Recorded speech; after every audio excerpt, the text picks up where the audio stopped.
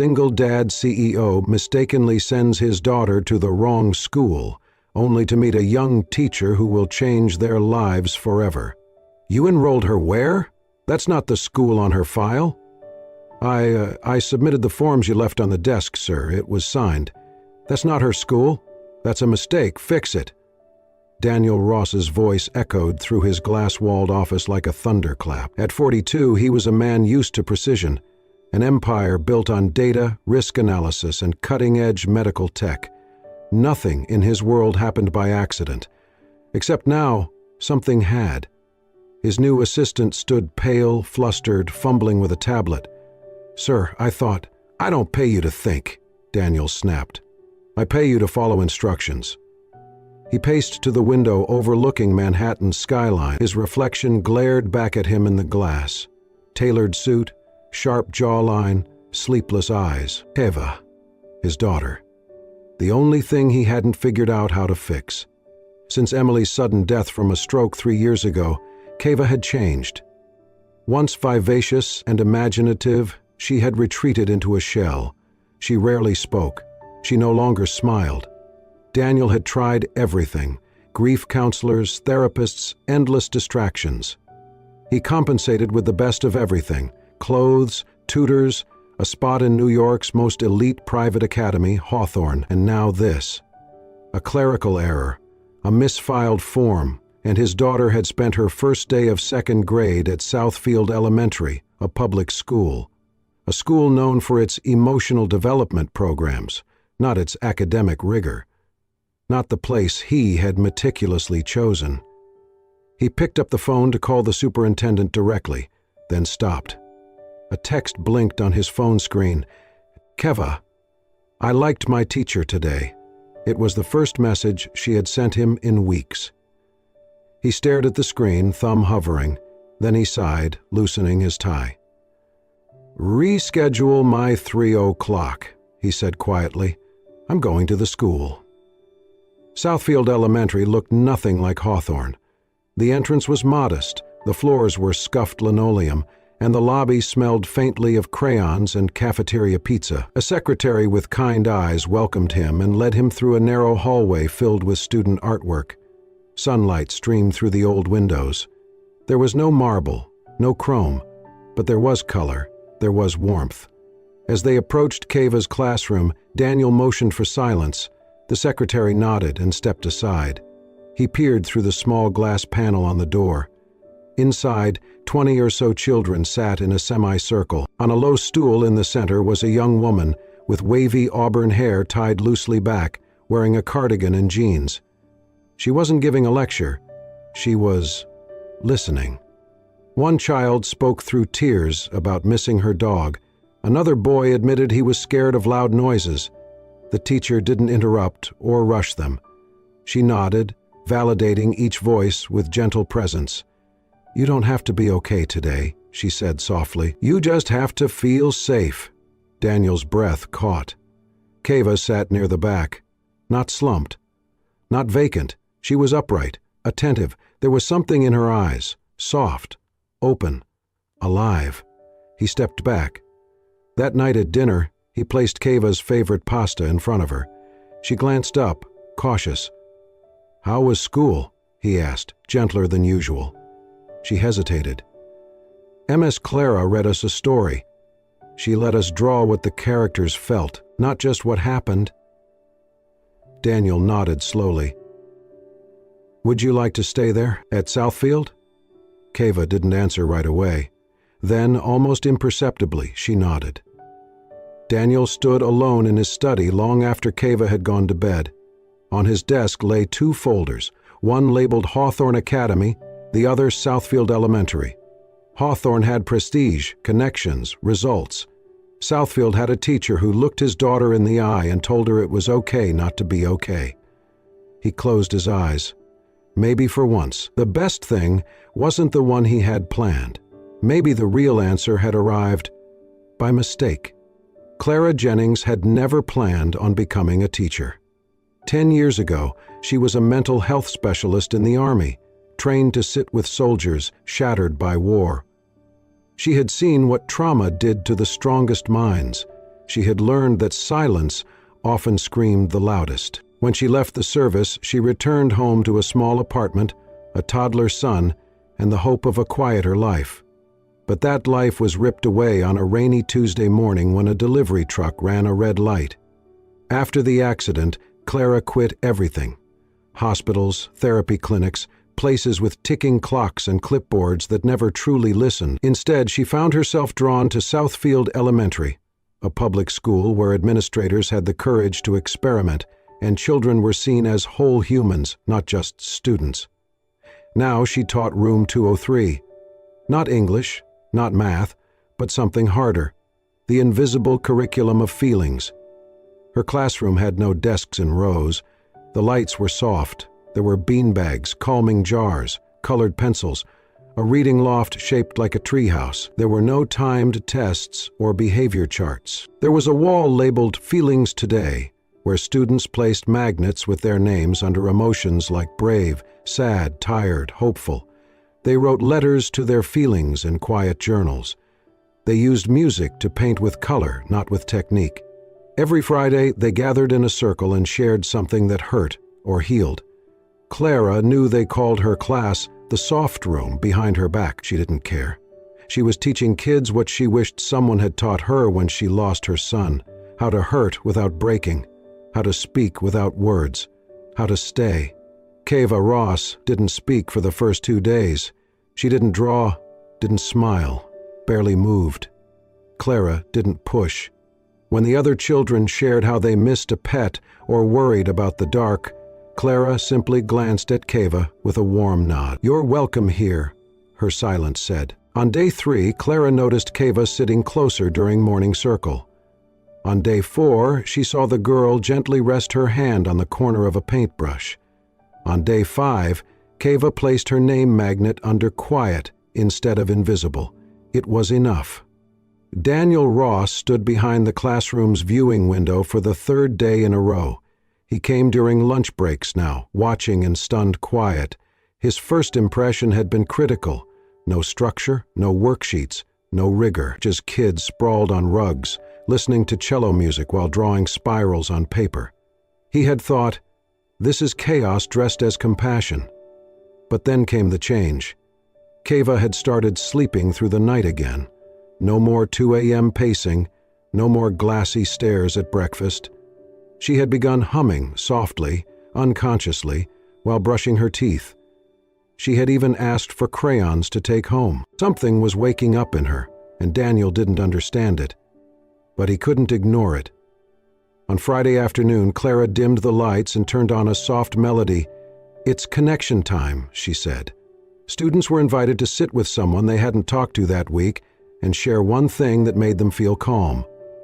Keva hesitated, then walked over to a boy named Caleb, nonverbal, on the autism spectrum, who often sat alone at lunch. She knelt beside him, reached into her backpack and took out 2 cookies wrapped in foil. She held one out to him. "No one should eat alone," she whispered. Caleb didn't speak, but he took the cookie. Slowly, cautiously, he leaned his shoulder against hers. Clara froze in quiet awe, and Daniel, watching through the door, unseen, felt his knees weaken. He turned away, stepping into the empty hallway, blinking back tears. His daughter, who had stopped connecting with the world, had just chosen empathy over fear. That night, when he tucked her in, Keva whispered, "I gave Caleb a cookie." Daniel smiled, brushing hair from her forehead. That was kind. She looked at him, eyes wide and clear. He felt like me. He swallowed the lump in his throat. Maybe this wasn't just the wrong school. Maybe it was the only place that had ever been right. It was Thursday morning when Clara rolled in the small wooden box she called the mailbox to heaven. She set it gently on a low shelf by the classroom's reading nook and placed a tiny sign above it, "Letters to Someone We Miss." Some of the children had seen it before. Others stared at it curiously, unsure. Clara knelt beside them.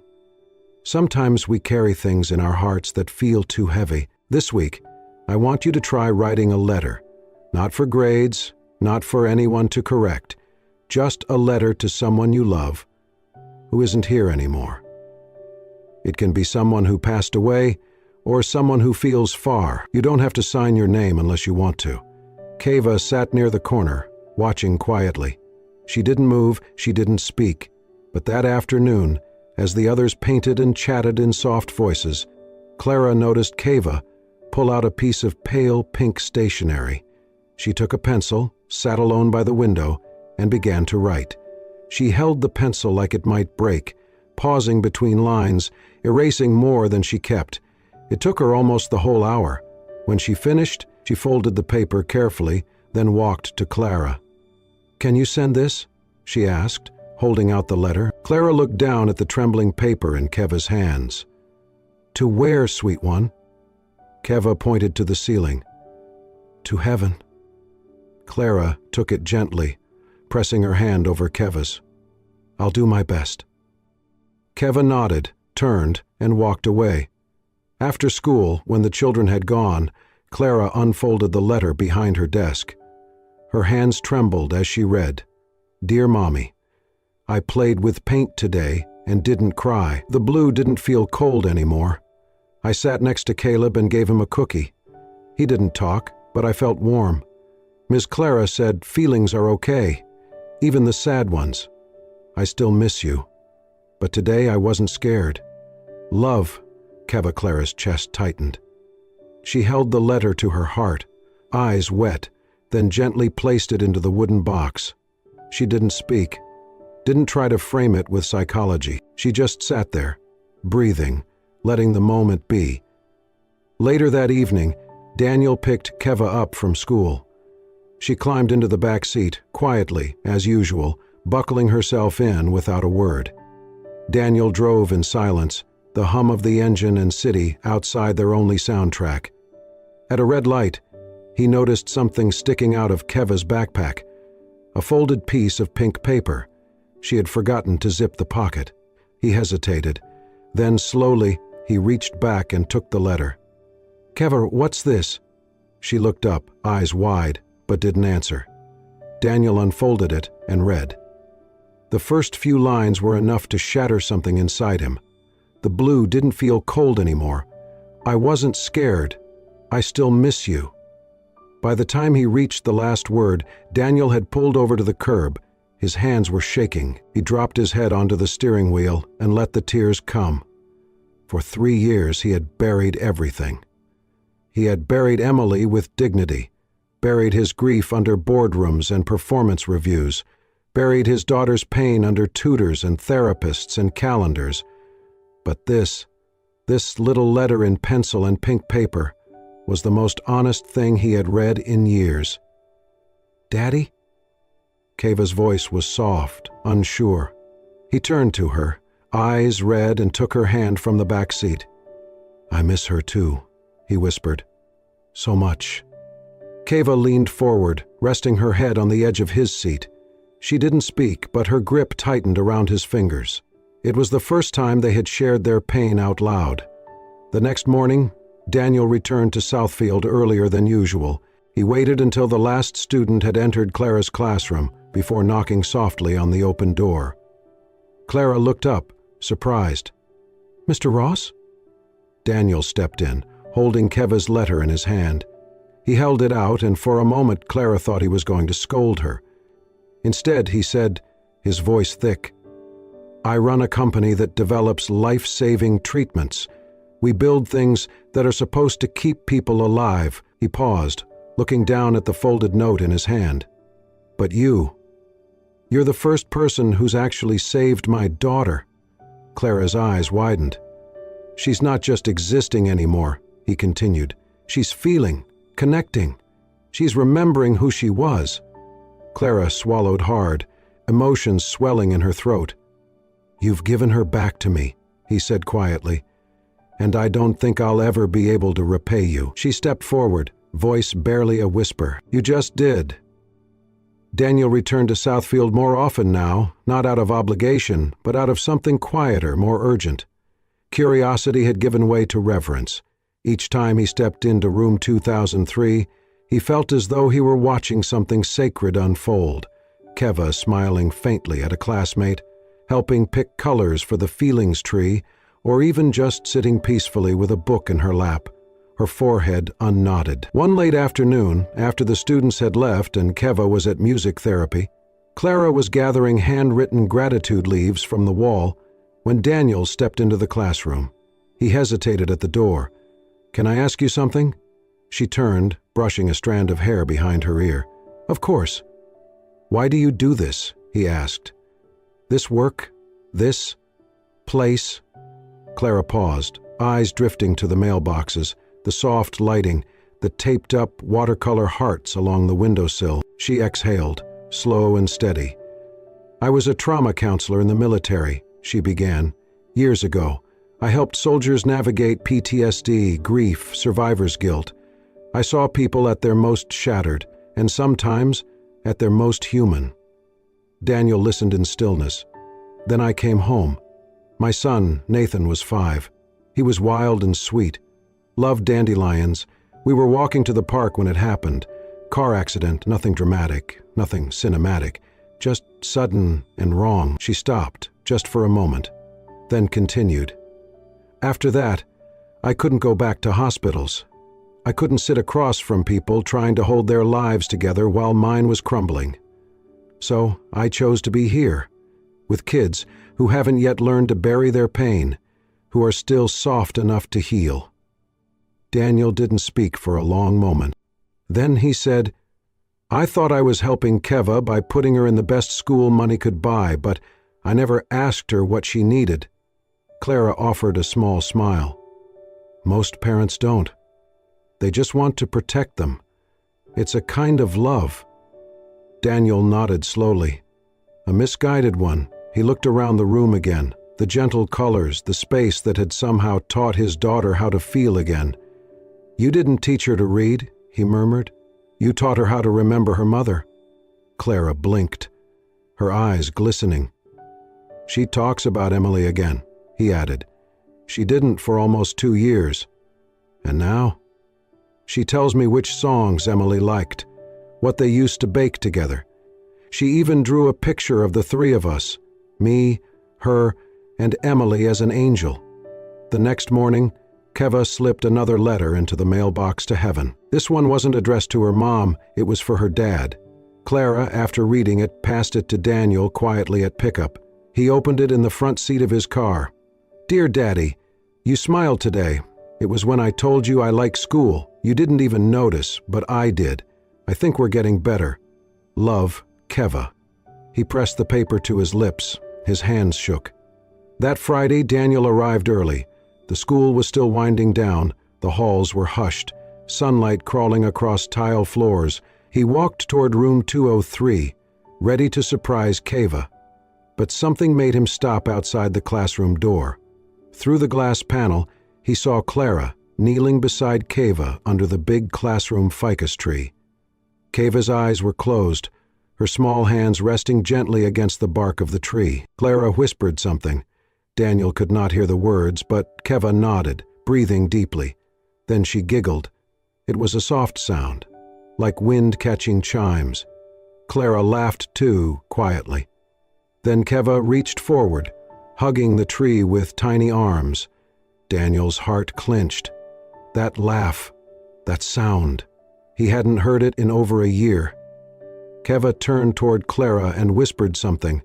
Clara crouched down, hugged her back, and wiped away a tear from the girl's cheek. Daniel stepped back, not wanting to interrupt.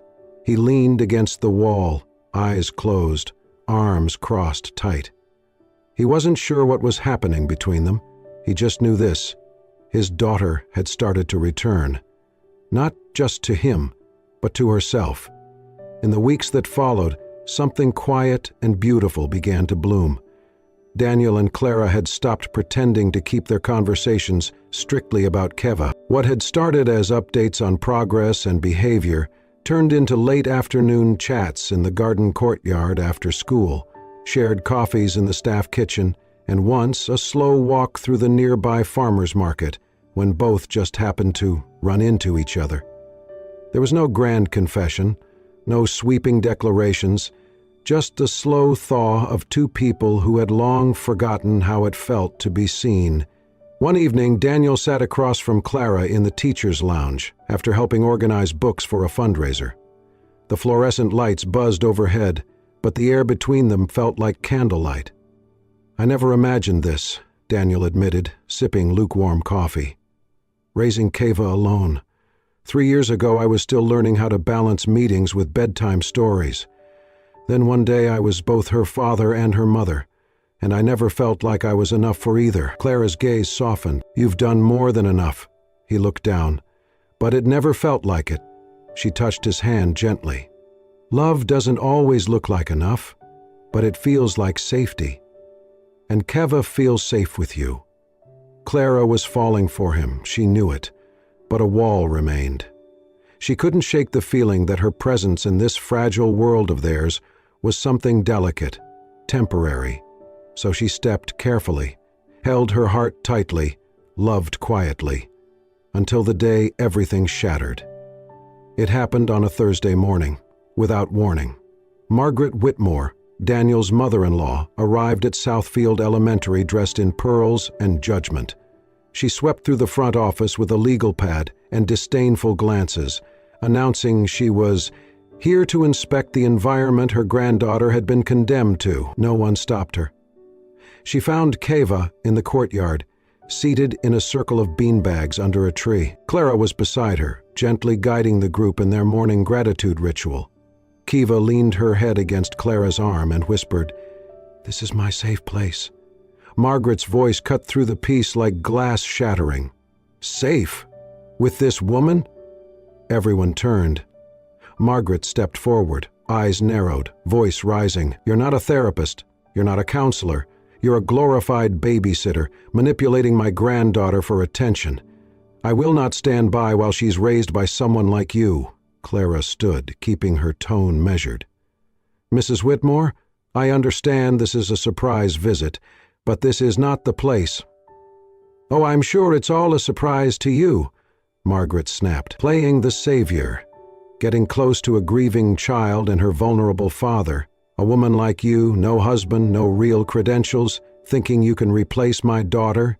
Gasps rippled across the courtyard. Clara's hands were trembling now, but she held her ground. Then suddenly, shockingly, Keva stood. She moved in front of Clara, arms stretched out wide like a tiny shield. "Stop yelling at her," she shouted, voice shaking but strong. "She's the only one who listened to me. She's the only one who made me feel like I wasn't broken anymore." The courtyard went silent. Keva turned to Clara, eyes glossy but defiant. "If I could choose a mom," she said, every word trembling with truth, "I'd choose you." Clara dropped to her knees, stunned. Her mouth opened, but no words came out. Margaret's mouth tightened, but she didn't speak. For the first time, she seemed unsure. And then Daniel was there. He stepped through the crowd, his presence steady, undeniable. He looked at his mother-in-law first. Enough. Then, turning to Clara, he took her hand, not in secrecy, not in hesitation, in certainty. "We're not hiding anymore," he said, loud enough for everyone to hear. "This is our family now." The teachers didn't speak. The children watched in awe, and for the first time in years, Keva smiled. Not a faint curl, but a full, proud smile, because she had spoken her truth, and someone had listened. Someone had stayed. Daniel had never truly confronted Margaret before, not when she criticized his parenting, not when she second-guessed his every decision, since Emily's death. He had always absorbed her disapproval with the quiet guilt of a man trying his best and still feeling like it was never enough. But after Keva's declaration, after the whole school heard his daughter call Clara Mom, everything changed. Margaret stormed into his apartment 2 days later, waving a thick folder of legal documents and accusations. "She's manipulating the child," Margaret spat, throwing the folder on his dining table. "You're too grief-blinded to see it. This woman is unstable, emotionally dangerous, and enough!" Daniel's voice, calm but sharp, cut through her tirade. She blinked, stunned. "I've let you question every move I've made as a father. I've accepted your grief, your bitterness, even your insults. But not this." He stepped forward. You don't get to decide who makes Keva feel safe. She does. Margaret's face flushed. You're going to let her be raised by a woman who isn't her mother? I'm not letting anyone do anything, Daniel said. I'm standing beside the girl who finally smiled again, and I won't let you steal that from her. Margaret's voice cracked with fury. Then I'll file for custody. Daniel didn't flinch. Do what you need to do, but I suggest you ask Keva what she needs before you go trying to own her. Clara sat alone on the wooden bench behind the school that Friday evening, the sun dipping low behind the city skyline. Her hands were clenched around a letter. She had spent the last 2 nights pacing her apartment, haunted by Margaret's words. You think you can replace my daughter? No, Clara didn't. She didn't want to replace anyone. But maybe unintentionally she had crossed into something too fragile, too sacred. She loved Keva, loved the way she tilted her head when she listened, loved how she smiled with her whole body when she felt safe. And she was falling in love with Daniel, quietly, deeply. But now there were legal threats, questions of custody, reputation, and worst of all, Keva was in the middle of it. So Clara did what she thought was right. She resigned. She folded a letter, left it on Daniel's doorstep, and disappeared before sunrise. The letter read, Daniel, if my presence threatens Keva's peace, I'd rather disappear than take another safe place away from her. She has survived so much. She needs stillness, not more chaos. Please tell her that I never stopped caring, and I never will. Clara Daniel found the letter the next morning and froze. He read it twice, then a third time. No, he whispered. He rushed to his phone, called her number. Disconnected. He called the school. They confirmed her resignation. No forwarding information, no goodbye. He stood in the middle of his living room, fists clenched. Damn it, he muttered, heart pounding. Then, sobbing, he had lost Emily. Now he had let Keva lose Clara. And Keva locked herself in her room the moment she found out. Maria, their housekeeper, knocked gently. Sweetheart, you need to eat. No answer. Daniel stood outside her door for hours. Baby, he said softly, please talk to me. She didn't. That night he sat on the floor outside her door. I know what it feels like to lose someone who brings light into a dark place, he said. I lost your mom, and I didn't fight hard enough to keep from losing Clara. Inside the room, silence. I won't let it happen again. A soft sniffle broke through. Daniel leaned closer. I promise you, Keva, I won't let you lose the one who brought your light back. The doorknob clicked. Slowly the door opened.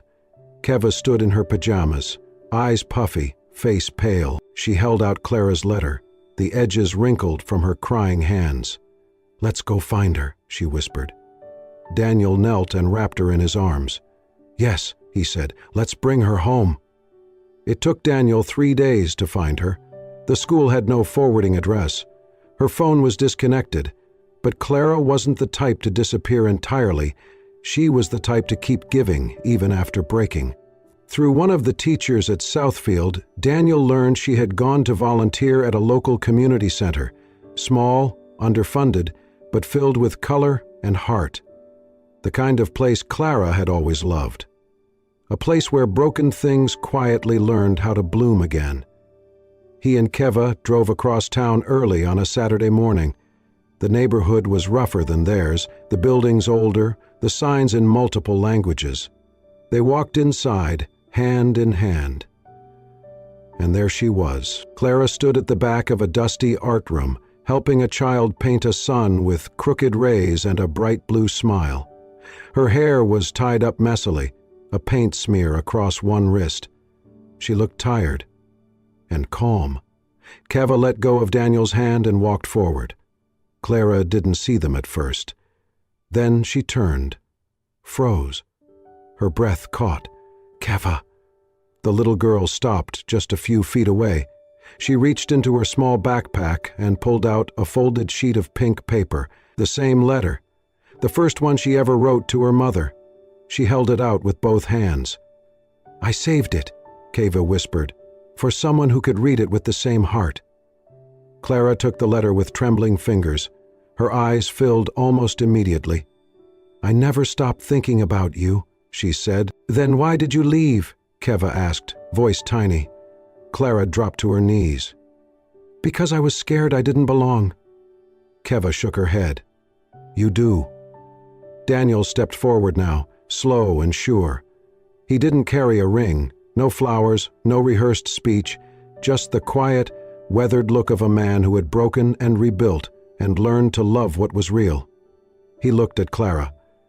"I'm not here to ask for promises," he said. "We're not perfect, but we're real, and we're waiting for you." Clara looked at him, then at Keva. She didn't need time. She didn't need space. She only needed to stop running. Tears streamed down her cheeks as she wrapped Keva in her arms, then looked up at Daniel with a nod.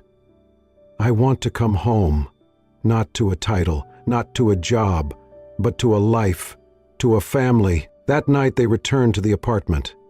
Clara sat on the couch with Keva, reading a story aloud by candlelight, while Daniel quietly cooked dinner in the background, badly but earnestly. No one said the word mother. No one needed to. It was written in the rhythm of Clara's voice, in Keva's laughter, in the way Daniel looked at them both, like they were the miracle he never deserved, but somehow found anyway. Clara hadn't come back as the teacher. She had come back as something far more sacred. Home. A full year had passed. The seasons had circled through their motions. Flowers bloomed, leaves fell, snow came and melted. And so had the small world of the Ross family, except now the world looked different, brighter. Southfield Elementary still stood humbly at the corner of two quiet streets, but within its walls something extraordinary had taken root. Keva had blossomed. She was no longer the silent girl in the back of the classroom. She was now a peer mentor, sitting with new students at lunch, leading Feeling Circle every Thursday, and designing posters for the hallway's kindness campaign. Teachers often spoke of her empathy, her quiet leadership, and the way she always made space for the quietest voices. Daniel had blossomed too, in his own way. He had begun stepping back from high-stakes boardrooms and stepping into something he never expected: advocacy. He and Clara had launched a joint initiative called the Southfield Center for Learning and Emotional Recovery, an expansion of Clara's classroom model, offering free programs for children navigating grief, trauma, or emotional silence. They had found a rhythm, soft, imperfect, real, and through it all, Clara was their center. On a sunlit June morning, the school buzzed with anticipation. Parents, teachers, and families filled the fold-out chairs on the front lawn for the fifth-grade graduation ceremony. Streamers danced in the wind, children fidgeted in new shoes, and cameras clicked like popcorn. Among them stood Margaret Whitmore. She had not spoken to Daniel much since the custody threats had quietly fizzled out. But over the months, she had seen the photos Keva sent her. She had heard her voice on weekend calls, and while she had not said it out loud, something inside her had softened. Now she stood quietly in the back row, clutching her purse tightly, eyes scanning for her granddaughter. And then there was Keva, standing tall at the podium, her hair braided with yellow ribbons, holding a note she had written on pink paper. She looked out at the sea of faces, and then she began. "When I first came to Southfield, I didn't talk, I didn't laugh. I didn't know how to feel anything but sad."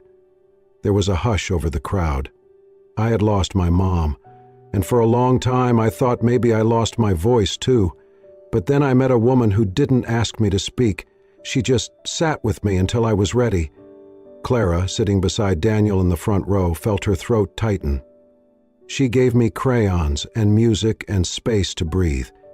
She didn't tell me I was broken, she showed me. I was healing. Daniel reached over, gently taking Clara's hand in his. Keva continued, her voice growing steadier. And over time, I found my words again, my smile, my safe place. She paused, then looked directly at Clara. Today, I want to thank my dad for never giving up on me, and I want to thank the woman who helped me become myself again. She smiled, tears shining in her eyes. "Today, I want to call her what I've felt all along." "Mom?" Clara's breath hitched. Her hand flew to her mouth. The crowd gasped softly. Then applause rippled, slow and swelling. Tears ran down Clara's face as Daniel squeezed her hand tightly.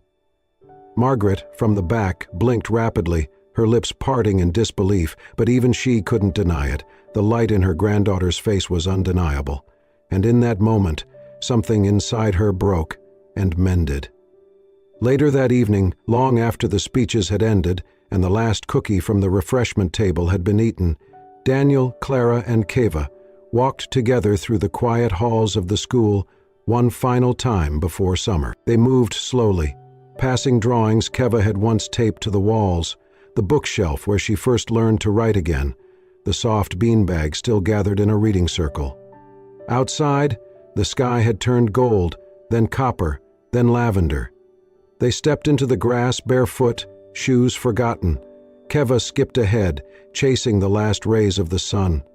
Her laughter echoed over the empty lawn, bright and free. Daniel and Clara walked side by side, their hands brushing, then clasping naturally. There were no big declarations, no formalities, just breath and peace and presence. And family. A new kind of family. One forged not by blood alone but by choice, healing and love. As they reached the front gate, a new wooden sign gleamed in the fading light. It read, "Southfield, where children find their voices and grown-ups learn to listen." Clara smiled. Daniel kissed her temple. Keva turned and shouted, "Hurry up, slowpokes!" And the three of them walked home together, whole. And so, from a simple mistake on a school form, came the greatest discovery of all. A voice returned, a family reimagined, and a love that healed not just a little girl, but everyone who dared to believe in second chances. Because sometimes, it is not the path we plan that leads us home. It is the one we never saw coming. If this story moved your heart, made you smile, or reminded you of the quiet power of kindness, please subscribe to Soul-Stirring Stories for more tales that warm the soul, restore your faith in love, and celebrate the beauty of being human. Let us remind you, one story at a time, that healing is possible and hope is always waiting.